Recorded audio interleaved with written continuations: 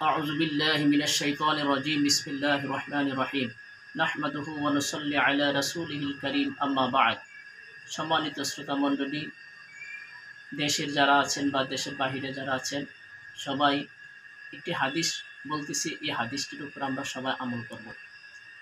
হাদিসটি হলো, রাসূলুল্লাহ সাল্লাল্লাহু আলাইহি ওয়াসাল্লাম একদিন খুতবা দেওয়ার জন্য মিম্বরে উঠতেছিলেন। এমন সময় আমাদের নবী রাসূলুল্লাহ সাল্লাল্লাহু আলাইহি ওয়াসাল্লাম তিনবার বললেন, আমিন আমিন আমিন। আমিন আমিন শুনতে পেয়ে রাসূলুল্লাহ সাল্লাল্লাহু আলাইহি ওয়াসাল্লামের সাহাবায়ে কেরাম প্রশ্ন করলেন, ইয়া রাসূলুল্লাহ, আমিন আমিন আমিন তিনবার বললেন, এটার কারণটা কি? রাসূল সাল্লাল্লাহু আলাইহি ওয়াসাল্লাম বললেন, এইমাত্র জিবরাইল আমিন আমার কাছে জানালেন যে যেই ব্যক্তি নাকি রমজান মাস পাইল কিন্তু নিজের গুনাহকে মাফ করতে নিতে পারল না, নিজের গুনাহ মাফ করাইতে পারল না, সেজন্য ধ্বংস হয়ে যাক, বরবাদ হয়ে যাক। আমার নবী বললেন আমিন।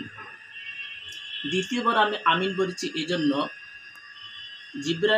জিবরাইল আলাইহিস সালাতু ওয়াসসালাম আমাকে বললেন, যে ব্যক্তি নাকি বাবা মা পাইয়া নিজের খেদমত করে, বাবা মার খেদমত করে নিজের গুনাহকে মাফ না করতে পারলো, সেও যেন ধ্বংস হয়ে যাক, বরবাদ হয়ে যাক। রাসূল সাল্লাল্লাহু আলাইহি ওয়াসাল্লাম বললেন আমিন। তৃতীয়বার আমিন বলছি এই জন্য, যার রাসূল সাল্লাল্লাহু আলাইহি ওয়াসাল্লাম বলেছেন, যারা নাকি আমি নবী মুহাম্মদ রাসূলুল্লাহ সাল্লাল্লাহু আলাইহি ওয়াসাল্লামের নাম শোনা মাত্র দুরূদ না পড়ে, সেও যেন ধ্বংস হয়ে যাক, হালাক হয়ে যাক।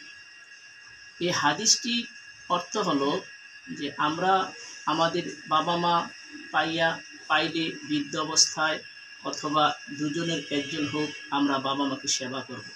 বাবা মার সেবার মাধ্যমে আমাদের গুনাহ মাফ হবে। রমজান মাসের মধ্যে আমরা রোজা রেখে রমজানের সব আমল করে আমাদের গুনাহকে মাফ করানোর চেষ্টা করব। আর কি শিক্ষা হলো, যেখানে আমরা রাসূলুল্লাহ সাল্লাল্লাহু আলাইহি ওয়াসাল্লামের নাম শুনব, আমরা সাল্লাল্লাহু আলাইহি ওয়াসাল্লাম দুরূদ পড়ে রাসূলের সাথে দুরূদ পড়ব। আল্লাহ পাক আমাদের সবাইকে এই হাদিসটির উপর আমল করার তৌফিক দান করুক। ওমা তৌফিক ইল্লা বিল্লাহ। আসসালামু আলাইকুম ওয়া রাহমাতুল্লাহি ওয়া বারাকাতুহু।